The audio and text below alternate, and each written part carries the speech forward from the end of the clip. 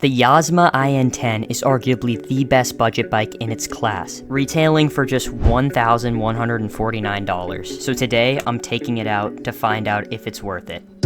We are back. We're on the Yozma IN10. We're here with Lucas today to do a review on this bike. I have been so excited to do this. So shout out to Lucas for letting me use his.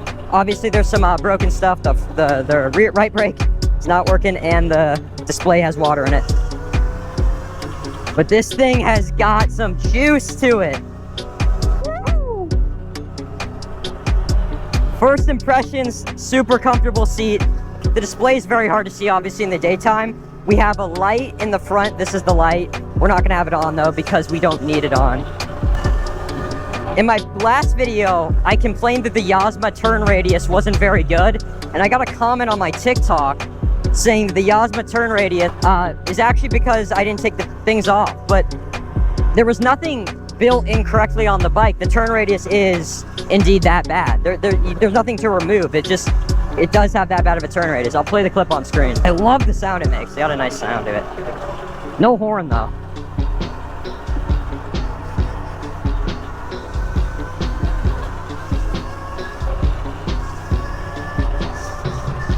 For a mini bike, it's, like I said, super comfortable, like, position. Like, it's very nice positioning. And the throttle on it, I mean, it's killing it. Hold on, I might actually open up a speed test app so we can see how fast we're going here. So, 26, 30, 33. Yeah, so it looks like it's going about 35 top speed. That's not bad, that's not bad. But we have a couple tests today we're going to be taking the bike on. We actually are going to hit some trails, which I'm really stoked about. I just hope that the fact I'm not wearing goggles doesn't fuck with the audio. Alright, sweet. I don't know how much range this bike has, is the only issue. Oh my god, whoa, whoa, whoa. That could have been really bad. Alright, let's go up to the light here.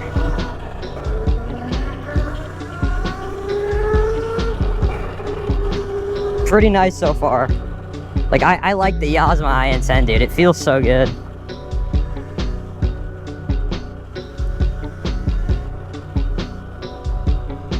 Wait for him. Hold on. I don't know about these brakes, and as for, like, the water in the display, I have no idea how to fix that. I don't know if that's, like, something you even can fix on this bike. Also, the handlebar alignment's a little fucked, I'm not gonna lie. Anyway, the suspension feels pretty cushy. Like, it's a solid suspension setup. I do like it. At least the rear brake works. But it's a power-off rear brake, so it doesn't... I don't know. You're not supposed to press that. Oh, shit. Lucas! That's not good. That's not good. It's at 2 bars. I'm wasting battery. All right, let's ride back. I don't want to have you run out of battery. I'll take it kind of slow.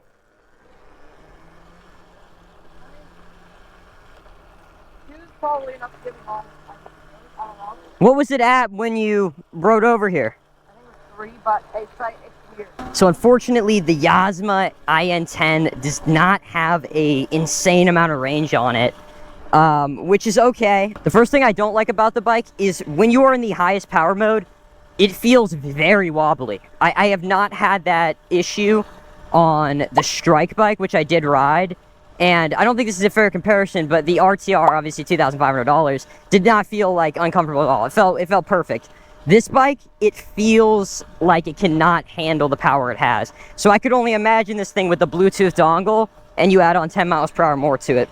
Another thing I don't like about it is the whiskey throttle. The throttle does have a fair share of issues to it while I was riding. I was able to control it just fine. But the first time I rode this bike, I'll play a clip on screen.